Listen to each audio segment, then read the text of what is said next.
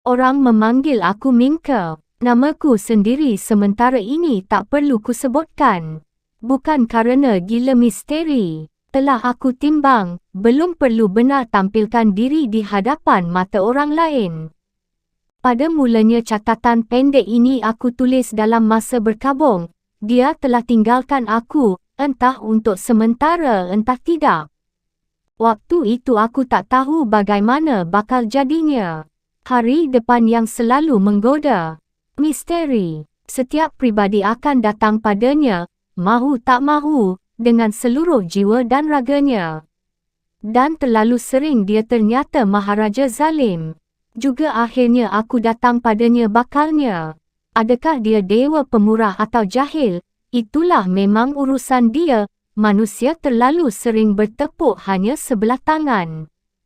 13 tahun kemudian catatan pendek ini ku bacai dan ku pelajari kembali, ku padu dengan impian khayal.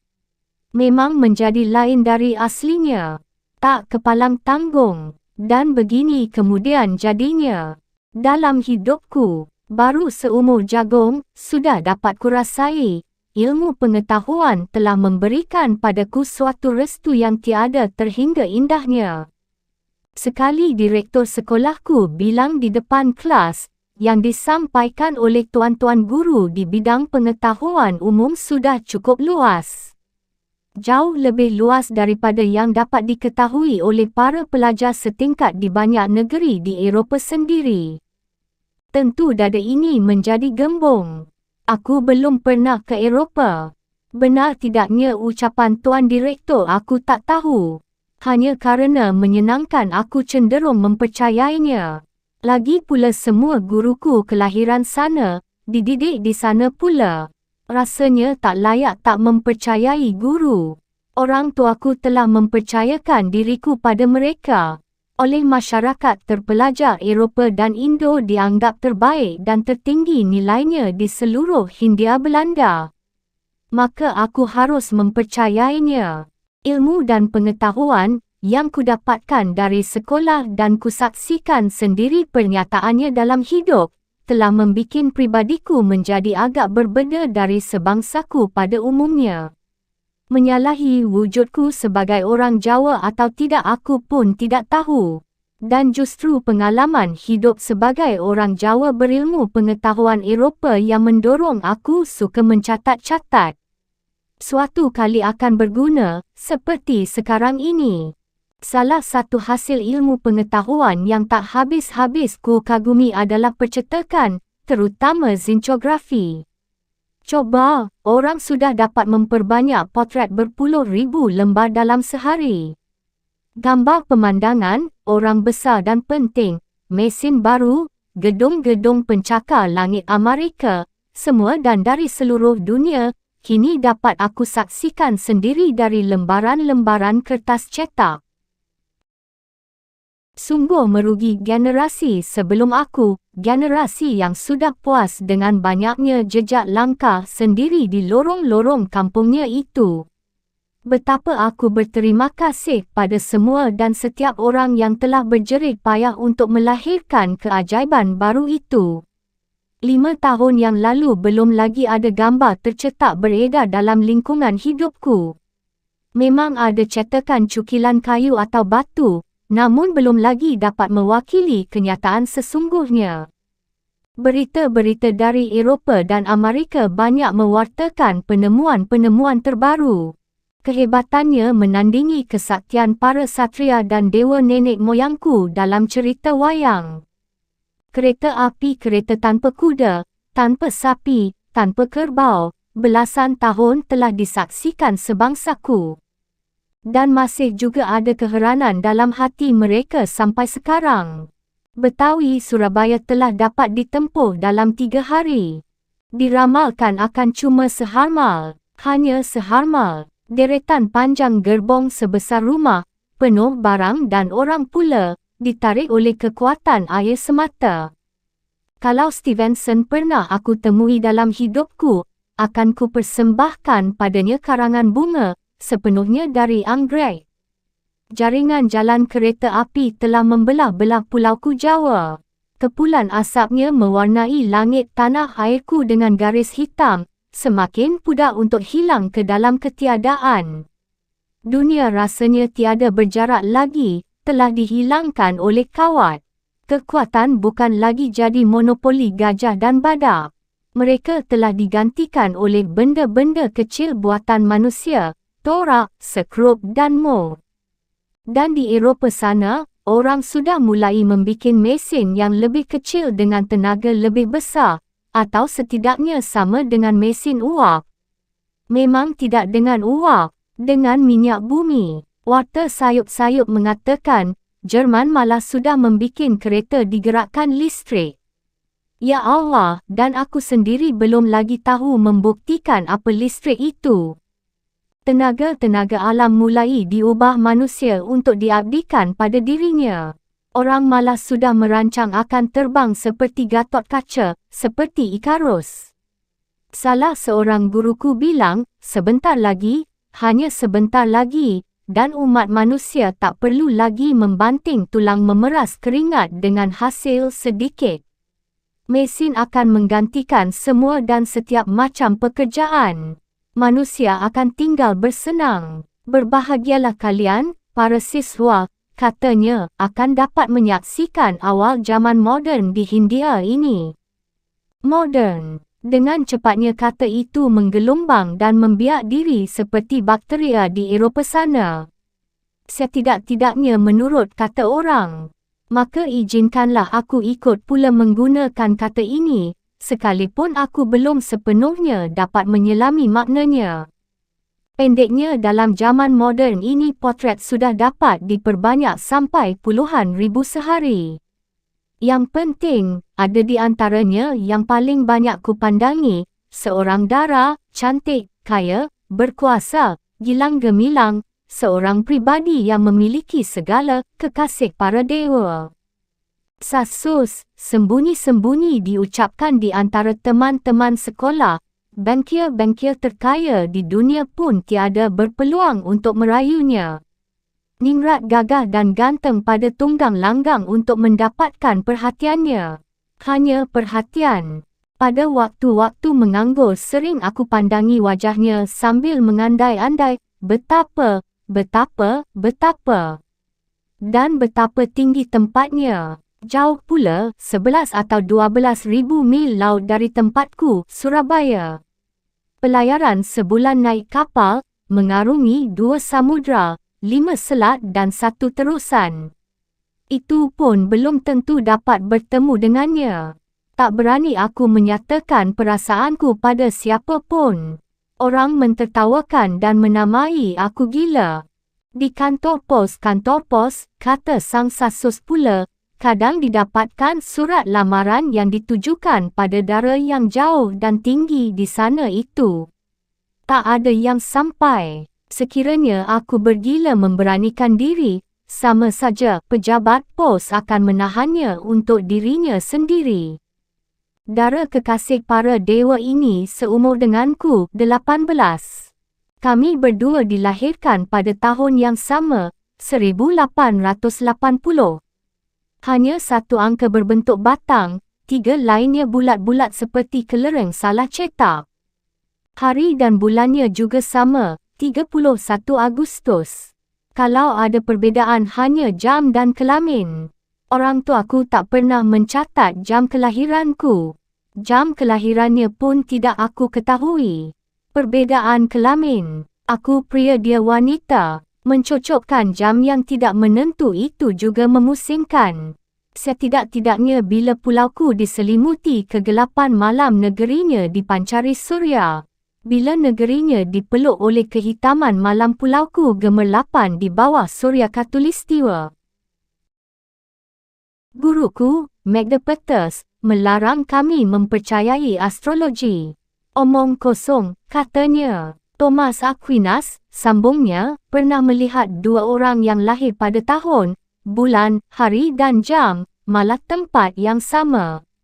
Ia angkat telunjuk dan menantang kami dengan lelucon astrologi. Nasib keduanya sungguh tidak pernah sama. Yang seorang tuan tanah besar, yang lain justru budaknya.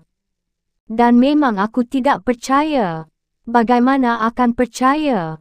Dia tidak pernah jadi petunjuk untuk kemajuan ilmu dan pengetahuan manusia. Kalau dia benar, cukuplah kita takluk padanya. Selebihnya boleh dilempar ke keranjang babi. Dia tidak akan mampu meramalkan siapa dara itu, di mana tempatnya. Tak bakal. Pernah aku ramalkan diri untuk Isen.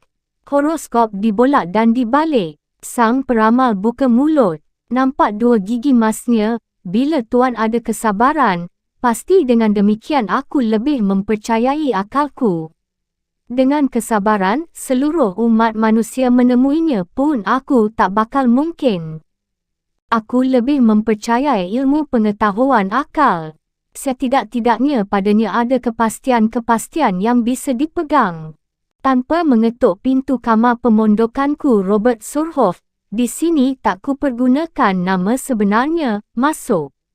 Didapatinya aku sedang mencangkungi gambar sang dara, kekasih para dewa itu. Ia terbahak, diri menggerabak dan tersipu. Lebih kurang ajar lagi justru seruannya. Ahoy, si filogenik, mata keranjang kita, buaya kita. Bulan mana pula sedang kau rindukan? Memang aku berhak mengusirnya. Tapi, dengusku, siapa tahu? Astrolog itu tahu segala, kecuali dirinya sendiri. Kemudian seperti biasa ia lanjutkan dengan seringai. Biar aku ceritakan, dia temanku sekolah di HBS, Jalan HBS, Surabaya. Ia lebih tinggi daripadaku. Dalam tubuhnya mengalir darah pribumi. Entah berapa tetes atau gumpal. Jangan yang itu, bujuknya dengan suara rintihan. Juga ada seorang dewi di Surabaya ini. Cantik tiada bandingan, tidak kalah dari gambar itu. Itu toh hanya gambar. Apa yang kau maksudkan dengan cantik? Apa? Kan kau sendiri sudah rumuskan. Letak dan bentuk tulang yang tepat, diikat oleh lapisan daging yang tepat pula. Benar, terusku setelah kehilangan kekikukan. Apa lagi? Apa lagi? Kulit yang halus lembut, mata yang bersinar, dan bibir yang pandai berbisik. Kau sudah tambahi dan rubah dengan pandai berbisik. Jadi bibir itu hanya harus bisa memekik dan mengutuki kau. Kan biarpun mengutuki asal berbisik tidak apa. Aku mendiamkannya. Pendeknya, kalau memang jantan, filogenik sejati, mari aku bawa kau ke sana. Aku ingin lihat bagaimana akan solah dan tingkahmu, apa kau memang sejantan bibirmu. Aku masih banyak pekerjaan. Kecut sebelum turun gelanggang, tuduhnya. Aku tersinggung. Aku tahu otak HBS dalam kepala Robert Surhoff ini hanya pandai menghina, mengecilkan, melecehkan dan menjahati orang. Dia anggap tahu kelemahanku, tak ada darah Eropah dalam tubuhku. Sungguh-sungguh dia sedang bikin rencana jahat terhadap diriku. Jadi, jawabku, itu barang beberapa minggu yang lalu, awal tahun pelajaran baru. Dan sekarang seluruh Jawa berpesta pora, mungkin juga seluruh Hindia Belanda. Triwarna berkibar riang di mana-mana, dara yang seorang, dewi kecantikan kekasih para dewa itu, kini naik tahta. Ia sekarang ratuku, aku kaulanya. Tepat seperti cerita Jaffro Magdapetus tentang Thomas Aquinas. Ia adalah Sri Ratu Wilhelmina. Tanggal, bulan, dan tahun kelahiran telah memberikan kesempatan pada astrolog untuk mengangkatnya jadi ratu dan menjatuhkan aku jadi kaulanya. Dan ratuku itu malahan tidak pernah tahu, aku benar-benar ada di atas bumi ini. Sekiranya ia lahir 1 atau 2 abad sebelum atau sesudah aku, barang tentu hati ini takkan jadi begini nelangsa. 7 September 1898. Hari Jumat Legi. Ini di Hindia. Di Nederland sana, 6 September 1898, Hari Khamis Kliwon. Para pelajar seakan gila merayakan penobatan ini, pertandingan, pertunjukan, pameran keterampilan dan kebiasaan yang dipelajari orang dari Eropah, sepak bola, stundan, kasti, dan semua itu tak ada yang menarik hatiku. Aku tak suka pada sport. Dunia sekelilingku ramai, meriam pun berdentuman, arak-arakan dan panem brama. Di hati aku tetap nelangsa. Jadi pergilah aku seperti biasa ke tetangga sebelah, Jean Marais, orang Perancis berkaki satu itu. Alleluia, Minka, apa khabar hari ini? Tegurnya dalam bahasa Perancis yang memaksa aku menggunakan bahasanya. Ada, Jean, ada pekerjaan untukmu. Satu perangkat perabot kamar, aku berikan padanya gambar sebagaimana yang dikehendaki pemesan. Ia mempelajarinya sebentar dan tersenyum senang. Beres, akan kuperhitungkan biayanya. Dengan ukiran motif Jepara, Minka. Tuan muda Minka, panggil ibu pemondokanku dari sebelah. Melongok melalui jendela aku lihat Mavro telinga melambai padaku. Jean, aku pergi. Mavro bawel ini barangkali hendak menyuguh tarcis. Jangan terlalu lama pesanan itu, Jean. Di rumah tak kutemui tarcis. Hanya Robert Surhoff. Ayo, katanya, kita pergi sekarang. Sebuah doka model baru, Carper, telah menunggu di pintu gerbang. Kami naik, kuda mulai bergerak, kusir seorang Jawa tua. Jelas sewanya lebih mahal, kataku dalam bahasa Belanda. Jangan main-main, Minka, ini bukan doka sembarang doka, bukan kretek, doka dengan perbarangkali yang pertama menjelang akhir abad ini. Barangkali juga pernya lebih mahal dari seluruh doka. Percaya, Rob. Ngomong-ngomong, Rob, ke mana kita? Ke tempat di mana semua pemuda mengimpikan undangan. Karena bidadarinya, Minka. Dengar, aku beruntung mendapat undangan dari abangnya. Tak ada yang pernah dapat undangan ke sana kecuali ini. Dengan ibu jari ia menuding dadanya sendiri. Dengar, kebetulan nama abangnya juga Robert. Banyak benar anak bernama Robert sekarang. Ia tak menggubris dan meneruskan, hanya kerana kami berdua pernah bertemu dalam pertandingan bola. Di rumahnya ada kelahiran beberapa sapi jantan yang tidak dikehendaki. Itu yang terpenting bagiku, ia melirik padaku. Sapi jantan, aku tak mengerti. Sapi jantan untuk sarapan, maksudku. Itu soalku. Soalmu, ia berkecap-kecap, matanya tajam menyelidik mataku. Soalmu adik si Robert itu. Aku ingin lihat sampai di mana kejantananmu. Hai Philogene. Bingkai besi roda Carper itu gemeratak menggiling jalanan batu Jalan Keranggan, ke Blauran, menuju ke Wonokromo. Ayo, nyanyikan Vanny. Vici, datang. Lihat, menang, ajaknya di antara gemeratak roda. Haha, kau pucat sekarang. Tak lagi yakin akan kejantanan sendiri. Haha. Mengapa tak kau ambil semua untuk dirimu sendiri? Santapan pagi dan Dewi itu. Aku. Haha. Untukku hanya Dewi berdarah Eropah satu tulen. Jadi Dewi yang akan kami kunjungi adalah gadis Indo, peranakan Indis. Robert Surhoff, sekali lagi kuperingatkan, yang kupergunakan bukan namanya yang sebenarnya Satudu. Waktu mamanya, seorang Indo juga, hendak melahirkan, juga ayahnya, juga Indo, buru-buru membawanya ke Tanjung Perak, naik ke atas kapal Van Heemskerk yang sedang berlabuh, melahirkan di sana, dan, ia bukan hanya kaula Belanda, ia mendapat kewarganegaraan Belanda. Dan barangkali seperti itu juga tingkah orang-orang Yahudi dengan kewarganegaraan Romawi. Ia menganggap dirinya lain dari saudara-saudara sekandung. Ia menganggap diri bukan Indo. Kalau ia dilahirkan 1 kilometer dari kapal itu, barangkali di atas dermaga Perak, barangkali di atas sampan Madura, dan mendapatkan kewarganegaraan Madura, barangkali akan lain pula soalnya. Setidak-tidaknya aku mulai mengerti mengapa ia suka memperlihatkan sikap tidak menyukai gadis-gadis Indo. Ia berusaha bertahan sebagai warga negara Belanda untuk kepentingan anak cucunya kelak. Setidak-tidaknya dalam bualan dan keseakanan, kedudukan dan gajinya akan lebih tinggi daripada yang Indo, apalagi daripada yang pribumi. Pagi itu sangat indah memang, langit biru cerah tanpa awan. Hidup mudah hanya bernafaskan kesukaan semata, segala yang kuusahakan berhasil. Tak ada kesulitan dalam pelajaran. Dan hati pun cerah tanpa kompleks.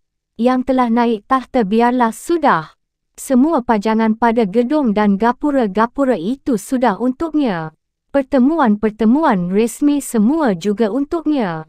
Kekasih para dewa, Dewi Kahyangan. Dan sekarang Surhof sedang hendak mempermain-mainkan aku di hadapan gadis dunia yang ia kehendaki aku taklukkan. Orang-orang desa, ke kota berjalan kaki, tak masuk dalam perhatianku. Jalan raya batu kuning itu lurus langsung ke Wonokromo.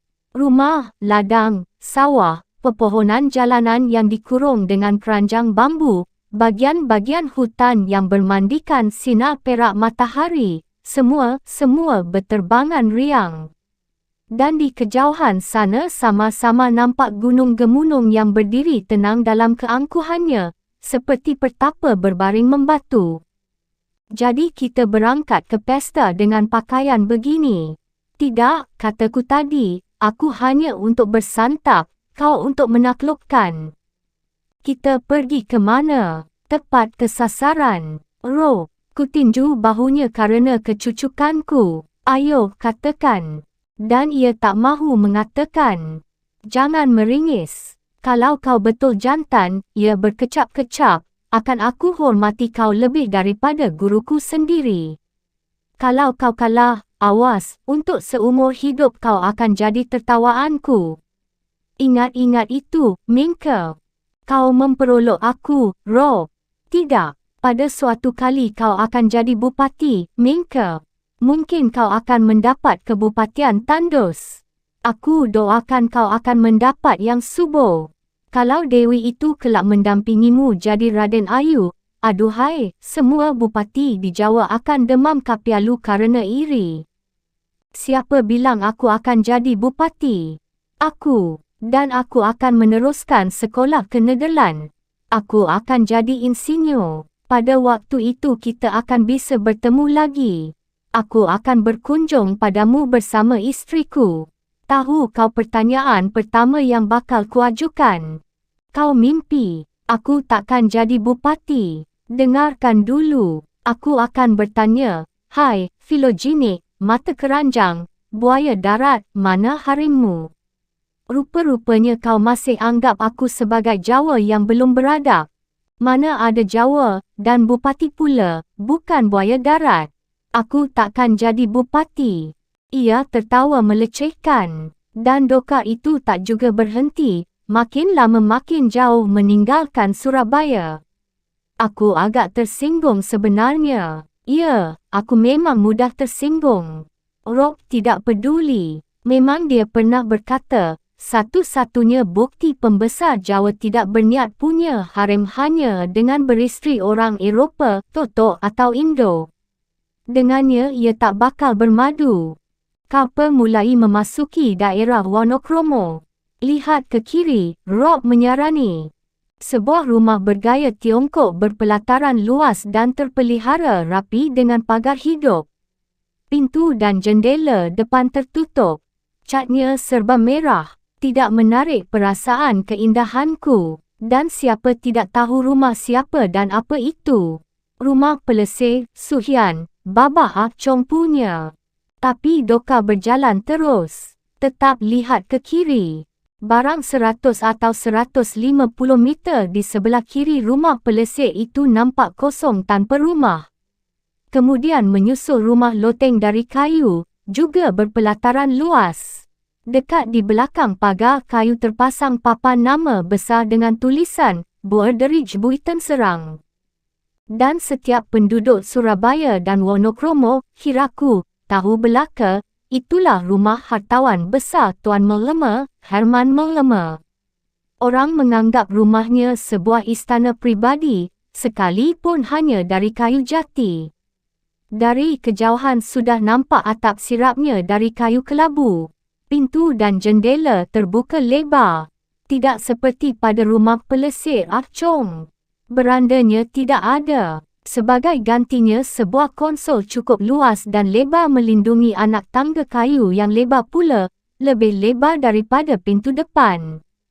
Sampai sejauh itu orang hanya mengenal nama Tuan Mellema. Orang sekali-sekali saja atau sama sekali tak pernah melihatnya lagi. Sebaliknya, orang lebih banyak menyebut-nyebut gundiknya.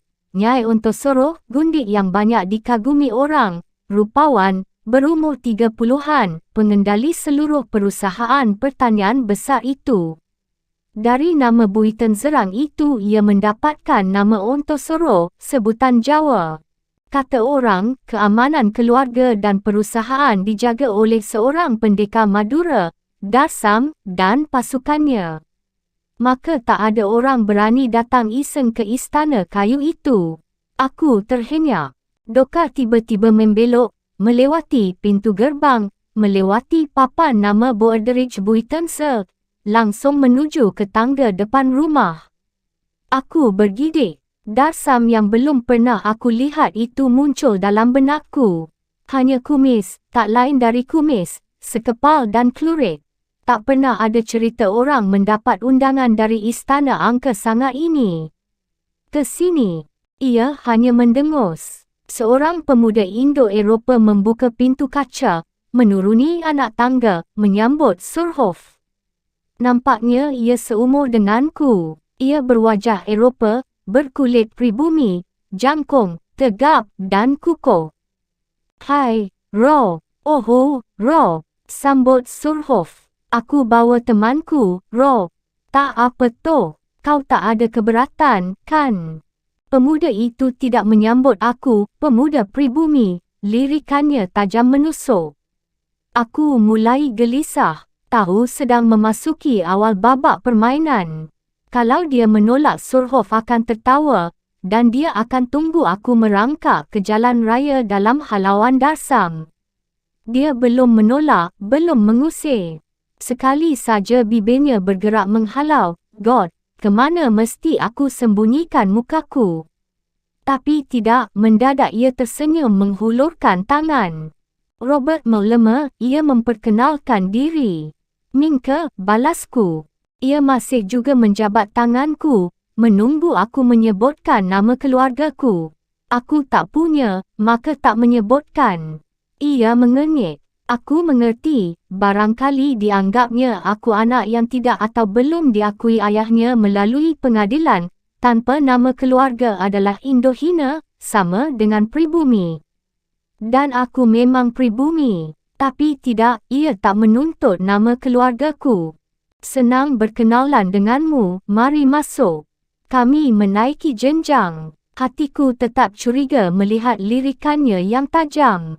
Pemuda macam apa pula Robert Mellema ini? Kecurigaan tiba-tiba hilang sirna. Suasana baru menggantikan, di depan kami berdiri seorang gadis berkulit putih, halus, berwajah Eropa, berambut dan bermata pribumi. Dan mata itu, mata berkilauan itu seperti sepasang kejora, dan bibirnya tersenyum meruntuhkan iman. Kalau gadis ini yang dimaksudkan Surhoff, dia benar, bukan saja menandingi malah mengatasi Sri Ratu. Hidup dari darah dan daging, bukan sekedar gambar. Analis Mellema, ia menghulurkan tangan padaku, kemudian pada Surhoff. Suara yang keluar dari bibirnya begitu mengesani, tak mungkin dapat kulupakan seumur hidup. Kami berempat duduk di seja rotan. Robert Surhoff dan Robert Mellema segera terlibat dalam percakapan tentang sepak bola, pertandingan besar yang pernah mereka saksikan di Surabaya. Aku merasa kikuk untuk mencampuri. Tak pernah aku suka pada sepak bola. Mataku mulai menggerayangi ruang tamu yang luas itu, perabot, langit-langit, kandil-kandil kristal yang bergelantungan, lampu-lampu gas gantung dengan kawat penyalur dari tembaga, entah di mana sentralnya, potret Sri Ratu Emma yang telah turun tahta terpasang pada figura kayu berat. Dan untuk kesekian kali pandangan ini berhenti pada wajah Anneliese juga. Sebagai penjual perabot rumah tangga, sekali cap sudah dapat aku menentukan, barang-barang itu mahal belaka, dikerjakan oleh para tukang yang mahir. Permadani di bawah setja bergambarkan motif yang tak pernah kutemui.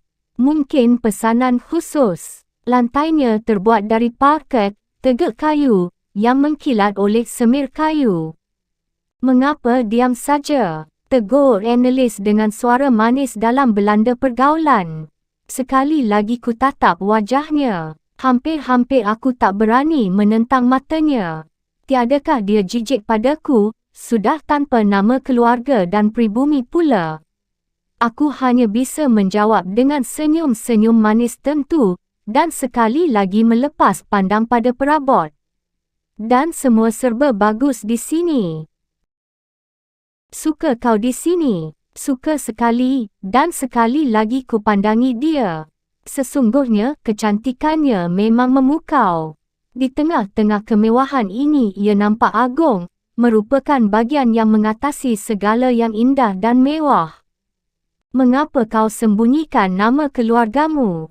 Tanyanya. Tak ada ku sembunyikan, jawabku, dan mulai gelisah lagi. Apa perlu benar ku sebutkan? Aku lirik Robert Surhoff. Ia tidak tertikam oleh lirikanku. Ia sedang asyik tenggelam dalam sepak bolanya dengan Robert Mulliner. Sebelum aku tarik lirikanku, mendadak ialah yang justru melepaskan lirikannya. Tentu, sambut Anneliese. Nanti disangka kau tak diakui oleh ayahmu. Aku tak punya. Betul-betul tak punya, jawabku nekat.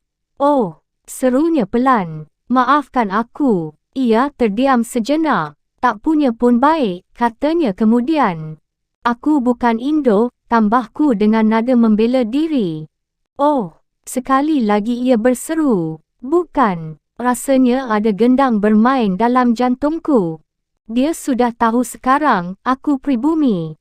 Pengusiran setiap saat bisa terjadi. Tanpa melihat dapat aku rasai lirikan Robert Surhoff sedang menaksir-naksir bagian-bagian tubuhku yang tak tertutup. Ya, seperti gagak sedang menaksir-naksir calon bangkai. Waktu aku angkat pandangku kulihat Robert Mulliner menikam Anneliese dengan pandangnya. Dan pada waktu itu beralih padaku bibirnya menjadi garis tipis lurus. Astaga, mahu jadi apa aku ini? Haruskah aku terusir seperti anjing dari rumah yang serba mewah ini, di bawah derai tawa Robert Surhoff? Tak pernah aku merasa secemas sekarang. Lirikan Surhoff menikam batang leherku. Pandang pemuda Mulliner padaku masih belum ditarik, bahkan berkedip pun ia tidak. Anneliese menatap Robert Surhoff, kemudian pada abangnya, kemudian kembali padaku. Sejenak penglihatanku kabur. Yang nampak hanya gaun panjang putih Anneliese, tanpa wajah, tanpa anggota badan. Dan gaun itu tidak berlengan, berkilauan pada setiap gerak. Sekarang aku semakin mengerti, memang sudah jadi maksudnya untuk menghinakan aku di rumah orang. Dan sekarang aku hanya dapat menunggu meledaknya pengusiran. Sebentar lagi si Darsam Pendekar akan dipanggil, disuruh lemparkan aku ke jalan raya. Jantung menggila ini terasa mendadak tak lagi berdenyut mendengar lengking tawa Anneliese.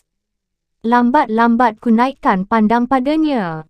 Giginya gemerlapan, nampak lebih indah dari semua mutiara yang tak pernah kulihat. Ahoy, Philogene, dalam keadaan begini pun kau masih sempat mengagumi dan memuja kecantikan. Mengapa pucat? Tanya Anneliese seperti sedang memberi ampun. Pribumi juga baik, katanya masih tertawa. Pandangan Robert Mulliner sekarang tertuju pada adiknya, dan Anneliese menantangnya dengan pandangan terbuka. Sang abang menghindari. Permainan sandiwara apakah semua ini? Robert Surhoff tak bicara sesuatu. Robert Mullema juga tidak. Apakah dua pemuda itu sedang bermain mata memaksa aku untuk minta maaf? Hanya kerana aku tak punya nama keluarga dan pribumi pula. Oh, mengapa aku harus melakukannya? Tidak. Pribumi juga baik, ulang Anneliese bersungguh. Ibuku juga pribumi Jawa. Kau tamuku, Minka, suaranya mengandung nada memerintah. Baru aku menghembuskan nafas lega. Terima kasih. Nampaknya kau tak suka pada sepak bola. Aku pun tidak. Mari duduk di tempat lain. Ia berdiri menyilakan, menghulurkan tangan, dengan manjanya minta digandeng. Aku berdiri, mengangguk minta maaf pada abangnya dan Surhoff. Mereka ikuti kami dengan pandang. Anneliese menoleh dan meninggalkan senyum maaf pada tamu yang ditinggalkannya. Ruang tamu luas itu kami lintasi. Terasa olehku, langkahku tidak tetap. Pandangan dua pemuda itu terasa menusuk punggungku. Kami memasuki ruang belakang yang lebih mewah lagi. Juga di sini dinding seluruhnya terbuat dari kayu jati yang dipolitur coklat muda. Di pojokan berdiri seperangkat meja makan dengan 6 kursi. Di dekatnya terdapat tangga naik ke loteng. Kenap bertugur di 3 pojok lainnya. Di atasnya berdiri jambang bunga dari tembikar bikinan Eropah. Bunga-bungaan bersembulan dari dalamnya dalam karangan yang serasi. Anneliese mengikuti pandangku, berkata, "Aku sendiri yang merangkai." "Siapa gurunya?" "Mama sendiri." "Bagus sekali." Melihat mataku terpancang pada lemari pajangan, ia bawa aku ke sana. Lemari itu berdiri pada dinding ditentang meja makan. Di dalamnya terpajang benda-benda seni tak pernah kulihat sebelumnya. "Tak ada ku bawa kuncinya," kata Anneliese. "Itu yang paling kusukai." Ia menuding pada patung kecil dari perunggu. Kata Mama, "Itu Firaun Mesir." Ia berfikir sejenak. Kalau tak salah namanya Nefertiti, seorang puteri yang sangat cantik. Apapun nama patung itu aku heran juga seorang pribumi, gundik pula, tahu nama seorang Firaun. Di dalamnya terdapat juga patung Erlangga ukiran Bali, duduk di atas punggung Garuda. Berbeza dari yang lain-lain, patung ini tidak terbuat dari kayu sawau, tapi sejenis kayu yang aku tak pernah tahu. Pada papan pertama terdapat deretan topeng kecil-kecil dari gerabah bergambarkan aneka muka binatang. "Itu topeng-topeng cerita si Jin Kui," ia menerangkan. "Pernah dengar ceritanya?" "Belum. Suatu kali akan aku ceritai." "Mau kau kiranya?" Pertanyaan itu terdengar ramah dan semana, menenggelamkan seluruh kemewahan dan perbezaan yang ada. Dengan senang hati. "Kalau begitu kau tentu suka datang lagi kemari." "Suatu kehormatan." Tak ada kulit kerang besar pada kaki kenap seperti halnya di gedung-gedung kebupatian yang pernah kulihat. Sebuah fonograf terletak di atas meja pendek beroda kecil pada 4 kakinya. Bagian bawah fonograf dipergunakan untuk tempat tabung musik. Meja itu sendiri berukir berlebihan dan nampaknya barang pesanan. Semua indah, dan yang terindah tetap Anneliese. "Mengapa kau diam saja?" tanyanya lagi. "Kau bersekolah." "Kawan sekolah Robert Surhoff. Rupa-rupanya abangku bangga punya teman dia, seorang murid HBS. Sekarang aku sendiri juga punya teman murid HBS. Kaulah itu." Tiba-tiba ia menengok ke pintu belakang dan berseru, "Mama, sini. Mama, ada tamu." Dan segera kemudian muncul seorang wanita pribumi, berkain, berkebaya putih dihiasi renda-renda mahal, mungkin bikinan Naarden seperti diajarkan di ILS dulu. Ia mengenakan kasut beledu hitam bersulam benang perak. Permunculannya begitu mengesani karena dandanannya yang rapi, wajahnya yang jernih, senyumnya yang keibuan, dan riasnya yang terlalu sederhana. Ia kelihatan manis dan muda, berkulit langsat. Dan yang mengagetkan aku adalah Belandanya yang baik, dengan tekanan sekolah yang benar.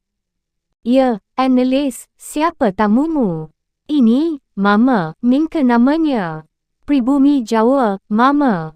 Ia berjalan menghampiri aku dengan sederhananya.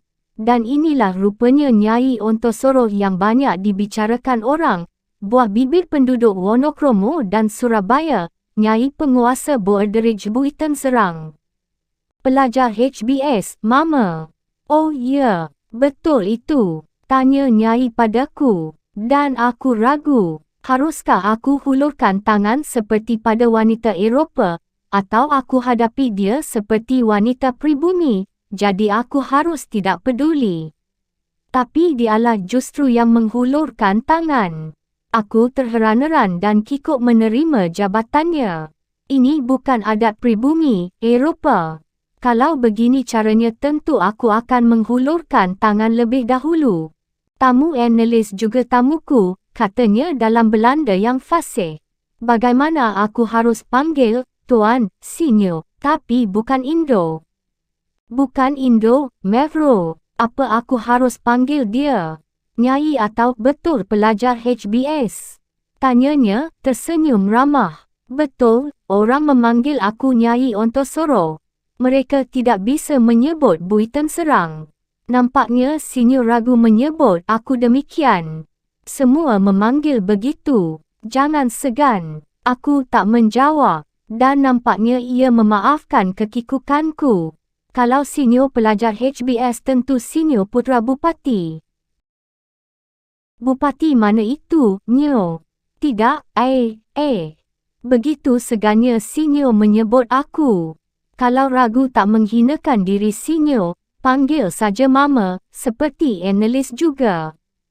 Ya, Minka gadis itu memperkuat. Mama benar, panggil saja Mama. Bukan putra Bupati mana pun, Mama, dan dengan memulai sebutan baru itu, kekikukanku, perbedaan antara diriku dengannya, bahkan juga keasingannya, mendadak lenyap. Kalau begitu tentu putera patih, Nyai Ontosoro meneruskan. Ia masih berdiri di hadapanku. Silakan duduk. Mengapa berdiri saja? Putera patih pun bukan, Mama. Terserahlah. Setidak-tidaknya senang juga ada teman Annelies datang berkunjung. Hei, Anne, yang benar layani tamumu. Tentu, Mama, jawabnya riang seakan mendapat restu. Nyai Ontosoro pergi lagi melalui pintu belakang. Aku masih terpesona melihat seorang wanita pribumi bukan saja bicara Belanda begitu baik, lebih kerana tidak mempunyai suatu kompleks terhadap tamu pria. Di mana lagi bisa ditemukan wanita semacam dia? Apa sekolahnya dulu? Dan mengapa hanya seorang nyai, seorang gundik? Siapa pula yang telah mendidiknya jadi begitu bebas seperti wanita Eropah? Keangkeran istana kayu ini berubah menjadi mahligai teka-teki bagiku.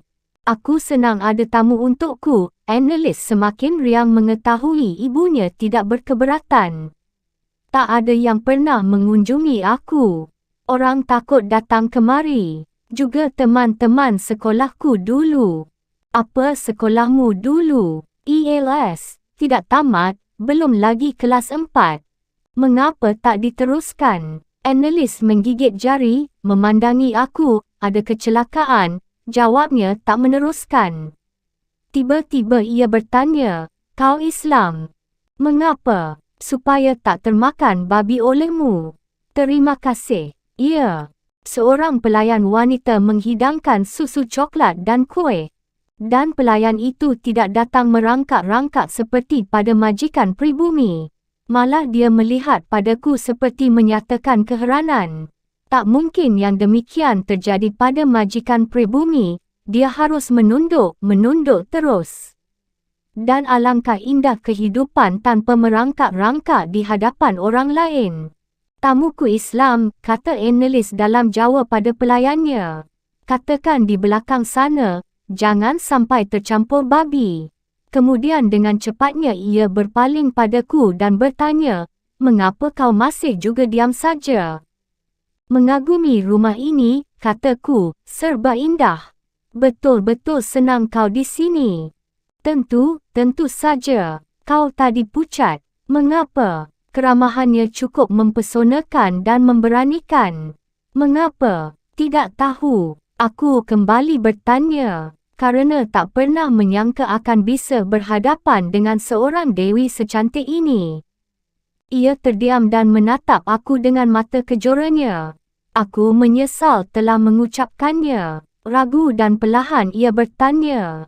Siapa kau maksudkan dewi itu? Kau, desauku, juga ragu. Ia meneling. Air mukanya berubah. Matanya membeliak. Kau katakan aku cantik. Aku menjadi berani lagi, menegaskan. Tanpa tandingan. Mama, pekik analis dan menoleh ke pintu belakang. Celaka, pekikku mengimbangi dalam hati saja tentu. Gadis itu pergi ke pintu belakang. Dia akan mengadu pada Nyai. Anak sinting, tak sebanding dengan kecantikannya. Dan dia akan mengadu, aku telah berbuat kurang ajar. Memang rumah celaka ini. Tidak, bukan kecelakaan. Kalau terjadi sesuatu, itu hanya akibat perbuatan sendiri. Nyai muncul di pintu. Analis menggandengnya. Berdua mereka berjalan ke arahku. Jantungku kembali berdebaran kencang. Barangkali aku memang telah bersalah. Hukumlah si lancang mulut ini, asal jangan permalukan aku di hadapan Robert Surhoff. Ada apa lagi, Anne? Apa dia mengajak bertengkar? Nyo. Tidak bertengkar, sambar gadis itu, kemudian mengadu dengan manjanya. Mama, tangannya menunjuk padaku. Coba, Mama, masa Mingke bilang aku cantik? Nyai menatap aku, kepalanya agak meneleng. Kemudian, memandangi anaknya. Berkata ia dengan suara rendah sambil meletakkan dua belah tangan pada bahu analis. Kan aku sudah sering bilang, kau memang cantik. Dan cantik luar biasa. Kau memang cantik, Anne. Sinyo tidak keliru. Oh, Mama, analis berseru sambil mencubit ibunya. Wajahnya kemerahan dan matanya memandangi aku, berkilau berbinar-binar. Dan terbebaslah aku dari kekhawatiran. Sekarang Nyai duduk di kursi sampingku. Berkata cepat. Karena itu aku senang kau datang, Nyo. Kan nama Sinyo. Mingke. Dia tak pernah bergaul wajar seperti anak-anak Indo lain. Dia tidak menjadi Indo, Nyo. Aku bukan Indo, bantah si gadis. Tak mahu jadi Indo. Aku mahu hanya seperti Mama. Aku semakin heran. Apa yang hidup dalam keluarga ini? Nah, Nyo, kau dengar sendiri, dia lebih suka jadi pribumi. Mengapa Sinyo diam saja? Tersinggung barangkali ku sebut hanya dengan kau dan Sinyo. Tanpa gelar. Tidak, Mama, tidak, jawabku gopoh. Kau kelihatan bingung. Siapa pula tidak bingung dalam keadaan seperti ini? Bahkan dia sendiri. Nyai Ontosoro menampilkan diri di hadapanku seakan seorang yang sudah kenal begitu lama dan baik. Tapi aku terlupa siapa seorang wanita yang seakan pernah melahirkan aku dan lebih dekat padaku daripada bunda, sekalipun nampak lebih muda. Aku tunggu-tunggu meledaknya kemarahan Nyai kerana puji-pujian itu. Tapi ia tidak marah. Tepat seperti bunda, yang juga tidak pernah marah padaku. Terdengar peringatan pada kuping batinku, awas, jangan samakan dia dengan bunda. Dia hanya seorang nyai-nyai, tidak mengenal perkahwinan sah, melahirkan anak-anak tidak sah. Sejenis manusia dengan kadar kesusilaan rendah, menjual kehormatan untuk kehidupan senang dan mewah. Dan tak dapat aku katakan dia bodoh. Bahasa Belandanya cukup fasih, baik dan beradab, sikapnya pada anaknya halus dan bijaksana dan terbuka, tidak seperti ibu-ibu pribumi. Tingkah lakunya tak beda dengan wanita Eropah terpelajar. Ia seperti seorang guru dari aliran baru yang bijaksana itu. Beberapa orang guruku yang keranjingan kata moden sering mengedepankan contoh tentang manusia baru di zaman moden ini. Mungkinkah Nyai mereka masukkan ke dalam daftarnya? Itulah, Anne, ia menambahi, kau tidak punya pergaulan, maunya di dekat mama saja. Sudah besar, tapi tetap seperti bocah cilik. Secepat kilat kata-katanya kemudian ditujukan padaku, Nyo, kau biasa memuji-muji gadis. Pertanyaan itu menyambar sebagai kilat. Melihat gelagat yang baik itu aku pun didorong untuk menangkis secara kilat dan baik-baik pula. Kalau gadis itu memang cantik, kan tiada buruk memujinya. Gadis Eropah atau pribumi, bagaimana gadis pribumi bisa dipuji? Didekati saja pun sulit, Mama. Tentu saja gadis Eropah. Berani Sinyo lakukan itu. Kami diajar untuk secara jujur menyatakan perasaan hati kami. Jadi kau berani memuji-muji kecantikan gadis Eropah di hadapan orangnya sendiri. Ya, Mama, guru kami mengajarkan adab Eropah. Kalau dia kau puji, apa jawabannya? Makian. Tidak, Mama. Tak ada orang yang tidak suka pada pujian, kata guruku. Kalau orang merasa terhina kerana dipuji, katanya pula, tandanya orang itu berhati culas. Lantas bagaimana jawab gadis Eropah itu? Jawabnya, Mama, terima kasih. Jadi seperti dalam buku-buku itu. Dia membaca buku-buku Eropah, Nyai yang seorang ini. Benar, Mama, seperti dalam buku-buku cerita. Nah, Anne, jawablah, terima kasih. Seperti pada gadis pribumi analis merah tersipu, ia tetap membisu. Kalau gadis Indo bagaimana? Tanya Nyai. Kalau mendapat didikan Eropah yang baik sama saja, Mama. Kalau tidak,